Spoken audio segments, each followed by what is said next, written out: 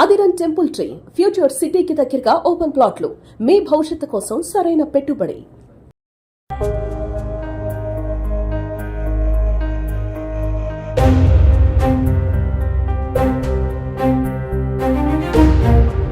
Hi, welcome to Suman TV. నేను మీ Roshan. But Chennai వచ్చినప్పుడు ప్రతిసారి కూడా మనం legendary actress their home tours awards చూపిస్తాం అనమాట. సో మనకి ఎంతో ఇష్టమైన యాక్టర్స్ మనల్ని విడిచిపెట్టి పోయినప్పుడు కూడా వాళ్ళ సినిమాలు ఎప్పుడు కూడా మనల్ని గుర్తు చేస్తూనే ఉంటాయి. సో అలా చూసుకుంటే ఎప్పటి నుంచి ఎస్వి రంగారావు గారి దగ్గర నుంచి, గుమ్మడి గారి దగ్గర నుంచి, సావిత్రి అమ్మ దగ్గర నుంచి, అండ్ రాజబాబు గారు, అండ్ ఇలాంటి పెద్ద పెద్ద యాక్టర్స్ ఎప్పుడు కూడా మనల్ని అలరిస్తూనే ఉన్నారు.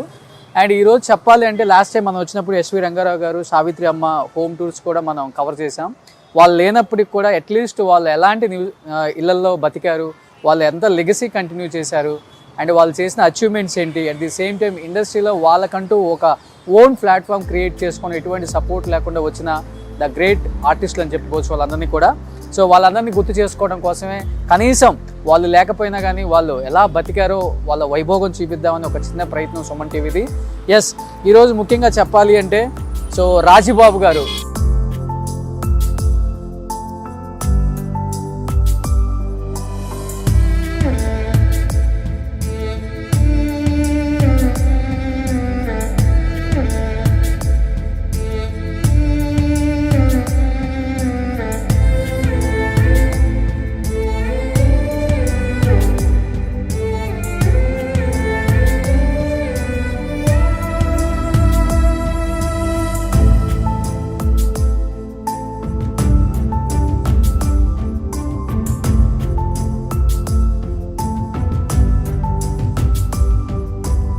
సో ఆయన రియల్ పేరు అప్పలరాజు గారు. ఆయన ఎక్కడో రాజమండ్రిలో పుట్టి సినిమా ఇండస్ట్రీ మీద మక్కువతో ఆయన అక్కడే చదువుకొని ఒక తెలుగు టీచర్గా పనిచేస్తూ తర్వాత డ్రామాలు చేసుకుంటూ చెన్నై పట్టణం వచ్చిన వన్ అండ్ ఓన్లీ యాక్టర్ అని చెప్పుకోవచ్చు.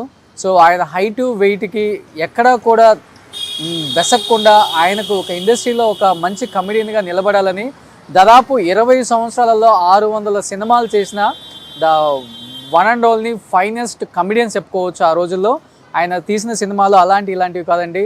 దాదాపు తెలుగులో ప్రతి ఒక్క యాక్టర్తో వర్క్ చేశారు. శోభన్ బాబు గారు, రామారావు గారు, నాగేశ్వరరావు గారు, ఎస్వి రంగారావు గారు, వాణిశ్రీ గారు, సావిత్రి గారు, రమాప్రభ గారితో ఆయన చేసిన కాంబినేషన్స్ సూపర్ డూపర్ హిట్స్ అనమాట. ఆయన ఎంతమందికి పేరుగా చేసినప్పుడు కూడా రమాప్రభ గారితో చేసిన సినిమాలు ఇప్పటికీ మనందరికీ గుర్తొస్తూనే ఉంటాయి. సో అలాంటి ఒక మంచి కమెడియన్. సో ఆయనకు గుర్తుగా అంటే ఆయన గురించి చెప్పాలి అంటే అంత మంచి కమెడియన్ మనకి ఇండస్ట్రీలో చాలా తక్కువ రోజులే బతికున్నారు. 45 సంవత్సరాలకి ఆయన గొంతు క్యాన్సర్తో చనిపోయారు. బట్ ఆయన చివరి రోజుల్లో చాలా బాధపడ్డారని విన్నాం.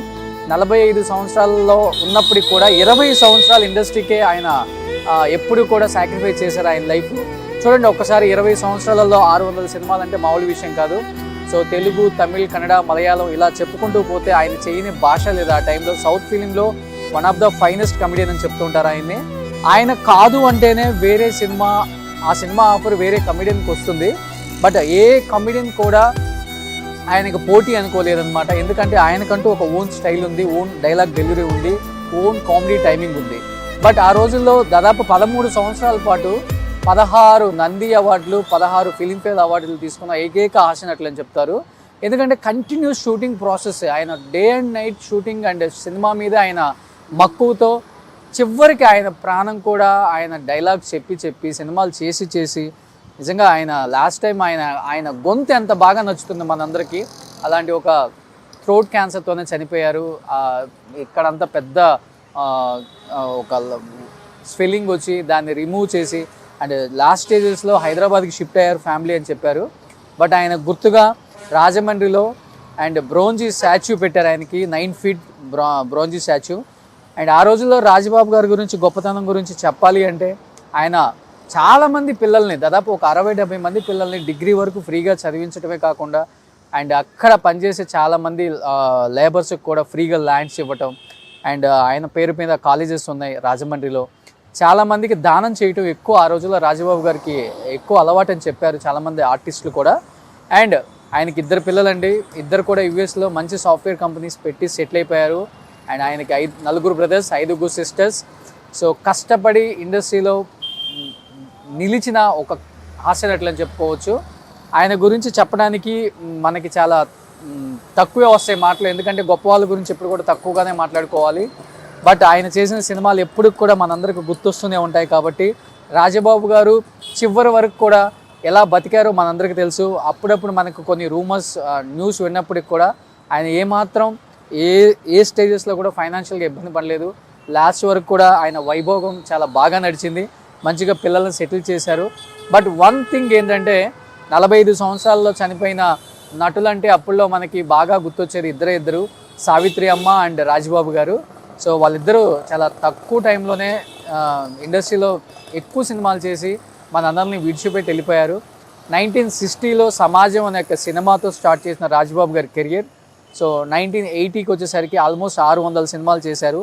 సో 1981 వరకు చేశారు. తాత మనవడు, ఎస్వి రంగారావు గారు, ఎన్టీఆర్ గారు, శోభన్ బాబు గారు, షోక్ గారు, ఆయన కాంబినేషన్స్ ఆ రోజుల్లో ఎలా ఉండేదంటే ముందుగా హీరోని బుక్ చేసుకునే ముందు రాజబాబు గారిని బుక్ చేసుకునే వాళ్ళంట.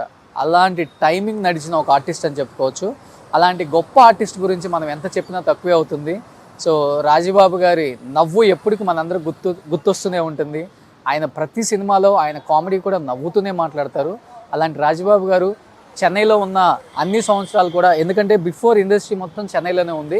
సో చెన్నైలో ఉన్నప్పుడు ఆయన బాగా వైభోగంగా బతికిన హౌస్ ఇదని చెప్పారు. ఎందుకంటే మనం ఒక ఇంటర్వ్యూకి వెళ్ళి వస్తుంటే చెప్పారు, రాజబాబు గారి పడై వీడంటే పాత ఇల్లు ఇక్కడే, ఆయన ఇక్కడే ఉన్నారు చివరి వరకు కూడా అని చెప్పారు. సో ఇది రాజబాబు గారి హౌస్. ఇప్పుడు వాళ్ళ పిల్లలంతా కూడా యూఎస్లో ఉన్నారు కాబట్టి సో ఇల్లు రెంట్కి ఇచ్చారు, బట్ లాక్ చేసి ఉంది. సో ఇది రాజబాబు గారి హౌస్. ఒకసారి ఆ హౌస్ ప్యాన్ చేసి చూపించు ఒకసారి అది.